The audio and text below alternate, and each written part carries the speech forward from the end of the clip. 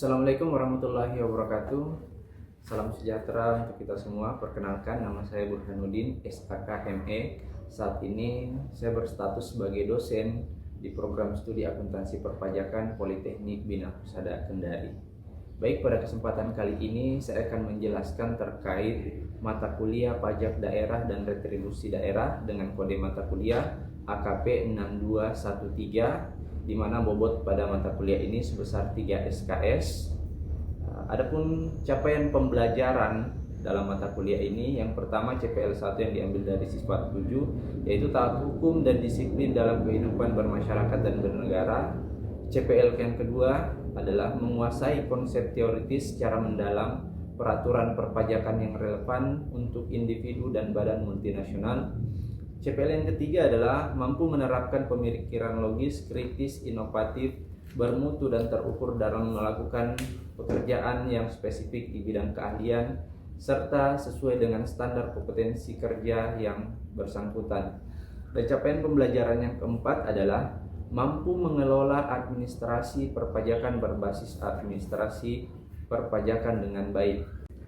Oke, baik, pada sesi kali ini saya akan menjelaskan materi terkait pajak kendaraan bermotor, di mana indikator penilaian dari materi ini yang pertama adalah ketepatan mahasiswa dalam menjelaskan definisi pajak kendaraan bermotor. Yang kedua, ketepatan dalam menjelaskan subjek dan objek kendaraan bermotor. Yang ketiga adalah ketepatan menjelaskan pengecualian objek pajak kendaraan bermotor.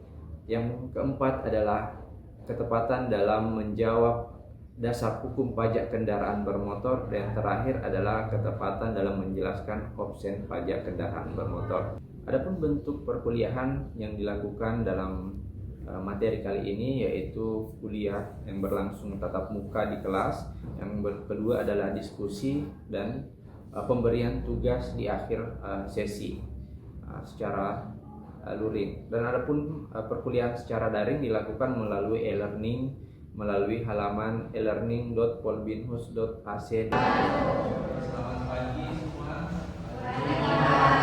Baik, oke, melanjutkan materi kita di mata kuliah pajak daerah dan retribusi daerah, di mana pada pertemuan keempat ini kita akan membahas materi terkait pajak kendaraan bermotor. Kita akan memahami bagaimana aturannya, yang mana yang sebetulnya dikenakan, yang mana yang tidak dikenakan. Kira-kira punya motor? Ada yang punya motor? Ya, oke, berarti secara tidak langsung Anda sudah menjadi seorang wajib pajak. Apa sih dasar hukumnya? Yang pertama adalah Undang-Undang Nomor 1 Tahun 2022 tentang AKPD. Itu adalah peraturan pemerintah nomor 35 tahun 2023. Ini adalah payung hukum dalam memungut pajak kendaraan bermotor, payung hukumnya, di mana pada saat ini tidak boleh dijadikan dasar langsung memungut pajak kendaraan bermotor, di mana setiap daerah diwajibkan membentuk yang namanya peraturan daerah. Nanti disinilah dalam peraturan daerah dibentuk pelaksanaan teknisnya bagaimana, besaran tarifnya bagaimana, cara memperoleh pajak kendaraan bermotornya, dan lain sebagainya, diatur dalam peraturan daerah. Jadi sebelum ada peraturan daerahnya, daerah itu tidak boleh memungut pajak kendaraan bermotor, harus menyusun terlebih dahulu peraturan daerah. Karena itu hanya payung, tidak bisa langsung diaplikasikan ke masyarakat. Karena di sini hanya memberikan batasan berapa, batasan maksimal yang boleh diberikan ke masyarakat. Nah, secara definisi sendiri, pajak kendaraan bermotor adalah pajak atas kepemilikan atau penguasaan terhadap kendaraan bermotor. Itu yang dimaksud dengan pajak kendaraan bermotor. Jadi ketika seorang individu atau badan menguasai sebuah kendaraan bermotor. Terus kendaraan bermotor sendiri adalah semua kendaraan beroda beserta gandengan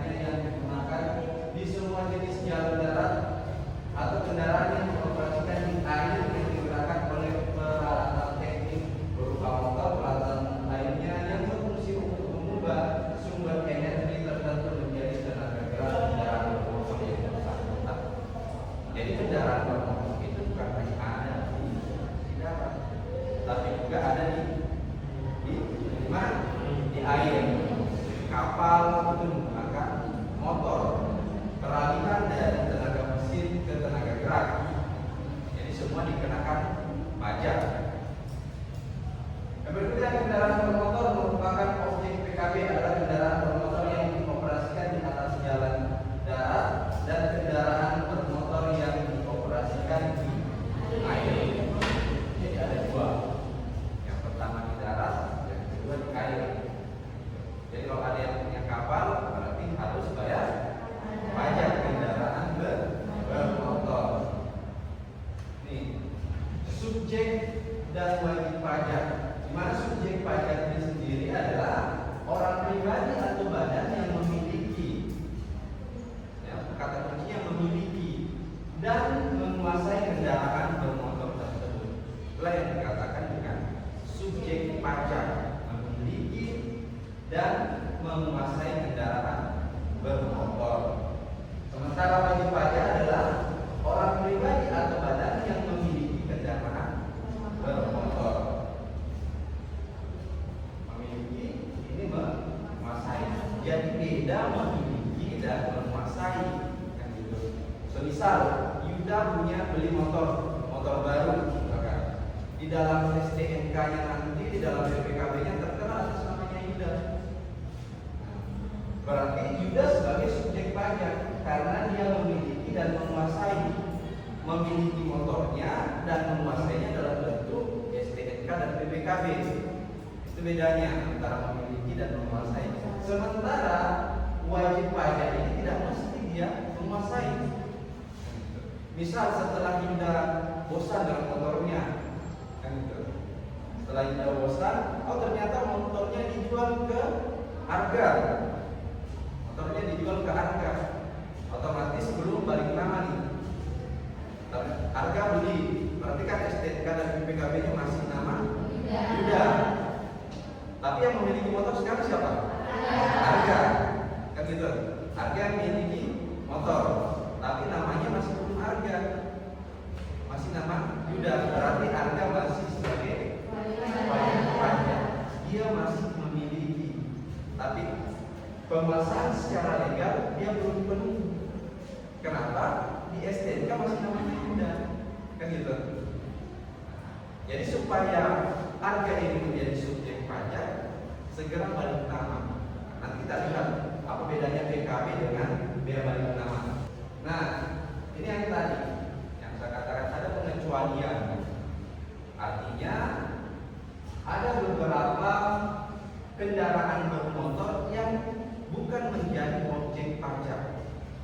Yang pertama adalah kereta api.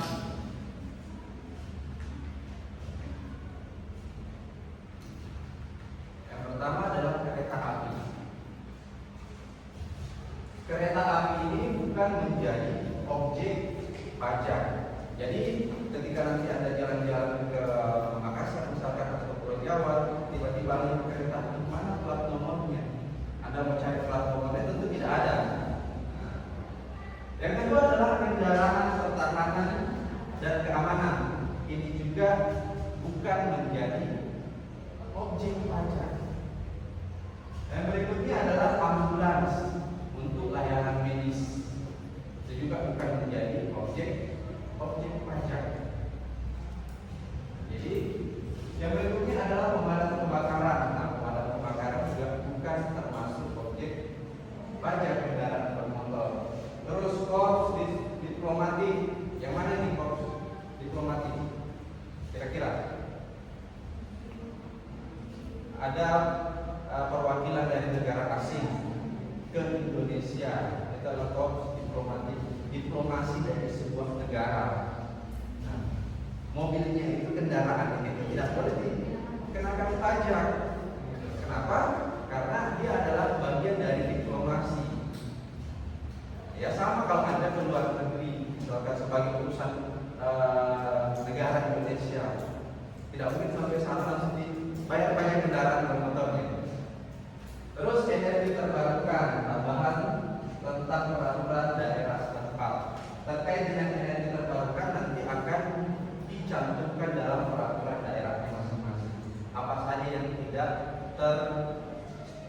termasuk objek pajak kendaraan bermotor. Sebenarnya landasan hukum yang saya katakan tadi Undang-Undang Nomor 1 Tahun 2022 tentang AKPD, hubungan keuangan antara pemerintah pusat dan pemerintah daerah. Jadi pemisahan antara kewenangan pusat dengan kewenangan daerah.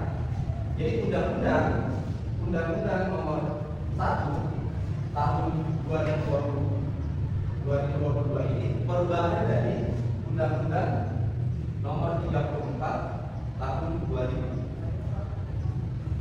tentang pajak kendaraan bermotor, pajak daerah dan retribusi daerah. Setelah undang-undang ini muncul, maka Undang-Undang Nomor 34 Tahun 2000 sudah tidak berlaku lagi, artinya sudah dihapuskan. Jadi sekarang yang menjadi dasarnya adalah Undang-Undang Nomor 1 Tahun 2022 sebagai dasar pemungutan pajak daerah dan retribusi daerah. Dalam pajak kendaraan bermotor sendiri kita kenal dua pajak. Yang pertama adalah pajak kendaraan bermotor, dan yang kedua adalah bea balik nama kendaraan bermotor. Nah, di mana pajak kendaraan bermotor merupakan pajak daerah provinsi atas kepemilikan dan penguasaan kendaraan. Seperti yang kita jelaskan tadi, ilustrasinya juga dengan harga kepemilikan dan penguasaan, di mana sifatnya berulang setiap tahun, dibayarkan setiap tahun. Sementara bea balik nama kendaraan bermotor sifatnya transaksi atau saat terjadi pemindahan nama. Nah, misal tadi sudah dijual motornya ke harga mau balik nama nih motornya atas namanya dia, maka dia harus mengurus ini bea balik namanya, maka Anda bayar pajaknya, pajak namanya bea balik nama kendaraan bermotor. Setelah dia bayar, tahun depan tidak perlu dibayar lagi. Kenapa? Karena bea balik nama kendaraan bermotor sifatnya transaksional saat terjadi pemindahan nama. Jadi selama Anda tidak memindahkan namanya, selama STNK-nya masih berlaku, maka tidak perlu membayar bea balik nama kendaraan bermotor. Jadi itu bedanya. Kalau pajak kendaraan bermotor dibayar tiap tahun, kalau bea balik nama dibayar pada saat ada pemindahan nama. Terus bagaimana ketika STNK sudah mati 5 tahun? STNK kan berlakunya 5 tahun. Apakah Anda harus bayar kembali? Bayar kira-kira tidak? Mengurus lagi tidak? Mengurus. Karena dia harus mengurus otomatis membayar. Kenapa? Penguasaannya sudah berakhir. Untuk mendapatkan penguasaan berikutnya dia harus membayar kembali. Terus perhitungan pajak kendaraan bermotor. Pajak kendaraan bermotor itu didapat dari yang pertama ada namanya NJKB, nilai jual kendaraan bermotor, sebagai dasar nilai. Jadi misal harga beli dan jual tadi 16 juta misalkan. Nah, itulah NJKB-nya. Dikali dengan bobot angka pengaruh mencerminkan tingkat kerusakan jalan dan pencemaran lingkungan yang ditimbulkan kendaraan tersebut. Ini nanti diatur dalam perda. Misal kendaraannya harga dia menimbulkan kerusakan, bobotnya berapa, itu sudah ada di dalam petanya masing-masing. Dikalikan dengan tarif. Nah, ini diatur juga di dalam peraturan daerah. Jadi tarifnya itu diatur di peraturan daerah. Di Undang-Undang Nomor 1 Tahun 2022 ini hanya menetapkan tarif maksimal. Jadi di Undang-Undang Nomor 1 Tahun 2022 hanya menetapkan tarif maksimalnya. Berapa sih tarif maksimalnya? Nanti daerah menjabarkan masing-masing sesuai dengan kemampuan daerahnya. Sesuai dengan kemampuan daerahnya. Selama tidak melebihi tarif maksimal di sini. Misal tarif maksimal ditentukan oleh Undang-Undang 1,2% misalkan. Nah, tiap daerah boleh menjabarkan. Boleh 1%, boleh 0,8, boleh 1,1. Selama tidak melebihi 1,2. Jadi daerah hanya boleh memberikan tarif maksimal 1,2%. Kenapa disesuaikan dengan kemampuan daerah? Inilah tujuannya, jangan sampai ada daerah dengan pendapatan rendah. Karena jangan sampai tarif pajak itu memberatkan masyarakat. Nah, ini adalah tarifnya. Ini dalam undang-undang diatur. maksimal untuk wilayah umum di luar DKI Jakarta, daerah khusus ibu kota Jakarta, jadi yang maksimal 2% dan lonjakan sampai 10% itu khusus untuk daerah khusus DKI Jakarta. Sementara 1,2% lonjakan sampai 6% ini untuk daerah-daerah provinsi di luar DKI Jakarta. Karena tadi maksimal yang saya jelaskan tadi maksimal 1,2%. Tergantung daerah menjalankannya dalam pertanyaan berapa, apakah mau mengambil tarif maksimal atau di bawahnya. Jadi pilihannya banyak. Terus ini untuk kepemilikan pertama. Untuk kepemilikan kedua, yang mana dimaksud dengan kepemilikan kedua? Misal tadi harga sudah punya motor nih, kayaknya kurang bagus nih motor. Saya mau tambah lagi deh, belilah harga motor yang baru. Misal Ninja TR misalkan. Kalau dia mau pacarnya misalkan, ya belilah. Ternyata tanpa dia sadar itu adalah motor kepemilikan kedua. Ternyata telah di daerah, maka daerah boleh mengenakan lebih dari 1,2%. Tergantung kembali ke peraturan daerahnya. Peraturan daerahnya dia menetapkan kepemilikan kedua. Ini kan maksimal 6% untuk kepemilikan kendaraan bermotor yang kedua, maksimal 6%. Nah, tergantung daerahnya dia menetapkan berapa nih kepemilikan kedua. Apakah 3% selama tidak melebihi 6%. Nah, oke, sebelum saya lanjut silakan kalau ada yang mau ditanyakan. Oke, silakan. Pak, bagaimana kalau saya membayar pajak kendaraan saya, Ya. tapi saya di luar daerah merantau? Merantaunya di mana? Misalnya di Makassar. Makassar. Oke. Anda mau merantau, alamat domisilinya di mana? Di Kabupaten Kepulauan. Konawe Kepulauan. Oke. Jadi misal siapa? Intan, dia di Konawe Kepulauan. Konawe Kepulauan berarti masih daerah dari provinsi Sumatera, Sulawesi Tenggara. Ternyata Intan merantau di Makassar. Intan merantau di Makassar. Nah, Makassar ini daerah provinsi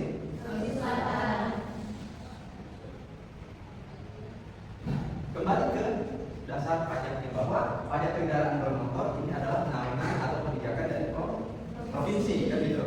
Nah, pertanyaan gimana? Ketika kita di Makassar, kan jauh sekali kalau mau ke Kepulauan, harus terbang dulu ke Kendari, habis itu menyeberang lagi, kan gitu. Nah, bagaimana efektifnya? Yang pertama di Makassar tentu tidak bisa. Kenapa? Karena sudah beda provinsi. Jadi yang terdekat adalah Intan kembali ke ibu kota provinsi Sulawesi Tenggara, Kendari. Tidak perlu ke kabupaten asalnya. Selama masih di provinsi Sulawesi Tenggara, boleh dibayarkan pajaknya. Jadi kalau tiba di Kendari, bisa langsung ke Samsat, bayar pajak kendaraan bermotornya supaya tidak kena denda. Terus ada yang namanya opsi pajak. Kalau saya punya STNK, perbandingan beberapa tahun yang lalu, opsi pajak ini merupakan mekanisme yang baru, namun tidak menambah jumlah pajaknya. Di dalam opsi pajak ini langsung dipisahkan dari jumlah total PKB, 66% masuk ke pemerintah kabupaten kota. 66%-nya masuk ke pemerintah kabupaten kota. Dan sisanya itu masuk ke kas provinsi. Kenapa? Karena kendaraan bermotor ini kan tidak hanya digunakan di jalan-jalan provinsi, tapi digunakan juga di jalan-jalan kabupaten, sehingga opsi pajak ini memberikan keleluasan keuangan kepada pemerintah kabupaten kota dalam membangun daerahnya. Karena kalau masuk semua ke provinsi, otomatis jalan-jalan kabupaten tidak bisa terbangun. Gitu. Sehingga nantinya total kewajiban tahunan adalah PKB pokok ditambah dengan opsi PKB. Ini biasa dilihat di sini. Ada rincian di dalam STNK-nya. Nanti boleh dilihat STNK-nya masing-masing. Di sini ada opsi pajak, ada dendanya. Ini sama. Oke. Ini sama dan semua di sini. Kalau Anda menunggak, ada kolom denda tersendiri. Oke. Nah, sehingga tagihan dari semua pajak kendaraan bermotor yang pertama adalah total PKB-nya, yang pajak PKB pokok plus opsi pajaknya. Yang pertama yang akan Anda bayar. Yang kedua adalah SWDKND, sumbangan wajib kecelakaan lalu lintas. Nah, SWDKND ini sama dengan premi asuransi yang dinaungi oleh jasa harja. Jadi kalau kemungkinan nanti terjadi kecelakaan, boleh mengklaim. Nanti biasa dikasih lembaran biru kecil berapa nilai klaimnya, mulai dari luka berat, luka ringan, sampai dengan kematian. Itu ada santunannya. Yang berikutnya adalah admin STNK, biaya penerbitan surat tanda kendaraan bermotor. Ini dibayar tiap 5 tahun. Karena STNK itu masa berlakunya 5 tahun. Dan terakhir adalah admin TNKB. Yang mana TNKB? Ada plat nomor kendaraan bermotor, itu namanya TNKB. Tanda nomor kendaraan bermotor yang dibayar juga setiap 5 tahun. Jadi tidak tiap tahun Anda cetak untuk TNKB-nya. Jadi cukup satu kali bayar. Inilah total tagihan. Jadi sama kalau belanja ada struknya. Ini struknya. Oke, ini penyerahannya ada konstruksi BBNKB, dia balik nama.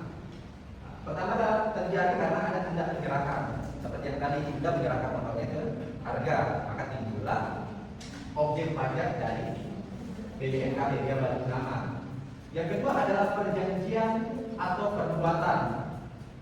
Perjanjiannya tadi apa? Antara yuda dan harga, beli kan gitu. Terjadi kesepakatan antara harga dan yuda. Harga memberikan uang, yuda memberikan motornya. Sehingga itulah menjadi pemicu terbitnya BBNKB. Dan yang ketiga adalah penerima hak dibebankan kepada orang pribadi atau badan yang menerima penyerahan kendaraan. Berarti dalam hal ini subjek dan wajib pajaknya harus kita ke harga. Jadi kalau salah satu dari sini tidak terpenuhi, BBNKB-nya tidak wajib. Jadi salah satu unsur tidak ada, otomatis tidak dibebankan biaya balik nama kendaraan bermotor. Terus perhitungan tarifnya, nilai penyerahan, misal tadi nilainya 16 juta dikalikan dengan tarifnya sesuai dengan aturan peraturan peraturan daerahnya. Biasanya peraturan daerahnya juga masalah peraturan gubernur nomor sekian tentang pajak daerah dan retribusi daerah, di mana tarif rata-ratanya berkisar antara 1 hingga 2% dari nilai jual kendaraan bermotornya. Terus perbedaannya, yang pertama dari segi sifatnya, PKB berulang sementara BDNKB sekali saat pemindahan tangan, dan perbedaan di awal. Yang kedua, objek pajaknya kepemilikan dan penguasaan fisik, sementara BDNKB penyerahan hak milik. Kepemilikan dan penguasaan, jadi kepemilikan penguasaan dibayar tiap tahun, penyerahan miliknya dibayar setiap pemindahan. Terus subjek penanggung, pemilik yang terdaftar, sementara BDNKB penerima hak. Terus komponen ekstra, opsi 60 untuk PKB ada opsi 66%, sumbangan wajib dan kecelakaan lalu lintas, admin STNK dan TNKB. Sementara BBNKB biaya cetak dokumen baru. BBNKB ini biasa kan kendaraan bermotor punya dua, pertama STNK, yang kedua BPKB. Nah, Anda membayar BBNKB, dokumennya adalah BPKB-nya, bukti kepemilikan kendaraan bermotor. Karena tadi sesuai dengan definisinya bahwa menguasai dan memiliki. Terus dasar utamanya NJKB dikali dengan bobot dikali dengan tarif. Sementara BBNKB nilai jual kendaraan bermotor dikali dengan persentase daerah. Jadi untuk lagi daerahnya. Oke. Yang terakhir adalah peta jalan proses balik nama untuk kendaraan bermotor. Yang pertama adalah persiapan dokumen. Jadi dilihat dokumennya ada tidak STNK yang ada dan BPKB-nya. Jadi dua dulu yang disiapkan. Karena ketika tidak ada, otomatis tidak boleh dilakukan proses biaya balik nama atau tidak bisa dilakukan biaya balik nama. Makanya kalau untuk kendaraan, tanya dulu ada tidak STNK-nya, ada tidak BPKB-nya. Terus dilakukan pengecekan fisik. Nanti untuk pengecekan fisik biasanya langsung di Polda. Langkah ketiga administrasi dan finalisasi. Disinilah diterbitkan BPKB yang baru. Oke, sampai sini kalau silakan kalau ada yang mau menanyakan, silakan. Oke, silakan. Baik, terima kasih Mas. Kalau misalnya kita berbicara Dirjen Pajak ini kan singkat dari beda. Contoh misalkan ada Dirjen di Makassar.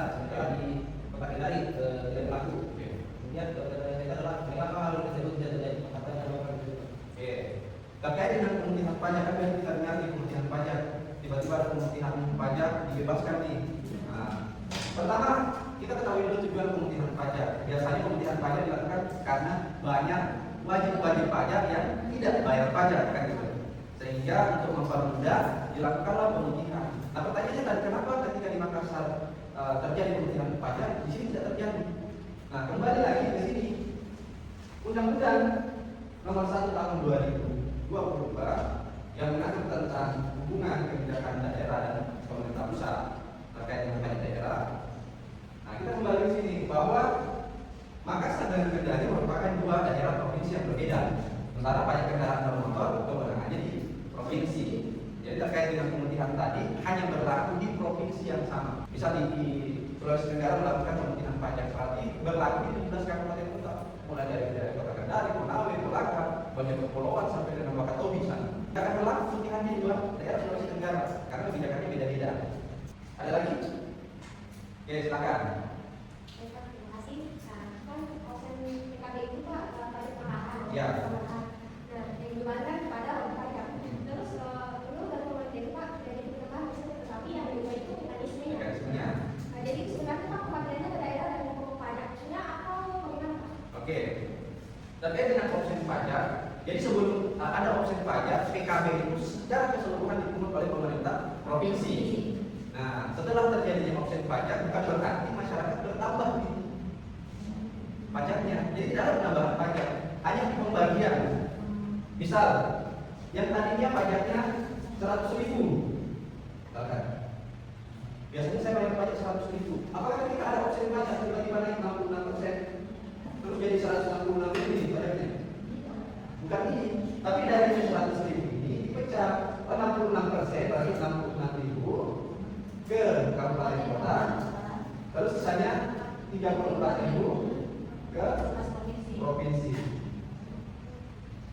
supaya pemerintah kabupaten kota juga punya keleluasaan keuangan. Kan lumayan besar nih pajak kendaraan bermotor. Kan jangan sampai jalannya motornya ada di kabupaten, tapi bayar pajaknya di provinsi. Provinsi yang dapat uangnya, kabupaten yang bangun jalannya. Nah, gitu. Nah, kenapa? Karena pajak ini salah satu unsurnya adalah unsur keadilan, supaya semua dapat merasakan. Karena kalau tidak dibagi, daerah tidak punya kemampuan lagi untuk membangun. Oke, jadi paham untuk materi kita terkait dengan pajak kendaraan bermotor. Jadi saya harapkan setelah mata kuliah ini, ketika ada keluarga yang bertanya terkait dengan pajak kendaraan bermotor, Anda bisa memberikan pencerahan. Siapa tahu ada kayak kita tadi, ada keluarga yang kendari yang harus menyeberang pulau lagi, dia naik kapal lagi. Terus ditanya kenapa pulang kampung? Saya mau bayar pajak. Kamu di mana? Di Konawe Kepulauan, Bau di sana. Bau ini masih apa Sulawesi Tenggara? Dan kamu yang di sana tinggal bayar ke sana di Kota Kendari, bayar di sini. Tidak perlu mengeluarkan biaya menyeberang pulau yang sampai biayanya lebih tinggi daripada pajak kendaraannya. Yang tadi harus bayar pajak 100.000, ini sudah plus dengan biaya transportasinya. Akhirnya double lagi. Saya rasa cukup untuk pertemuan kita minggu ini, dan sebagai tugas untuk semuanya, yang pertama silakan download peraturan daerah. Jadi masing-masing memilih daerah mana. Daerah yang masuk adalah daerah provinsi. Silakan pilih provinsi, masing-masing memilih satu. Jadi nanti diskusinya saya provinsi ini, saya provinsi ini. Oke. Yang berikutnya adalah silakan pilih peraturan daerah terkait dengan pajak kendaraan bermotor. Silakan direview. Apa yang direview? Pertama adalah tarifnya. Yang kedua, sistem pemungutannya.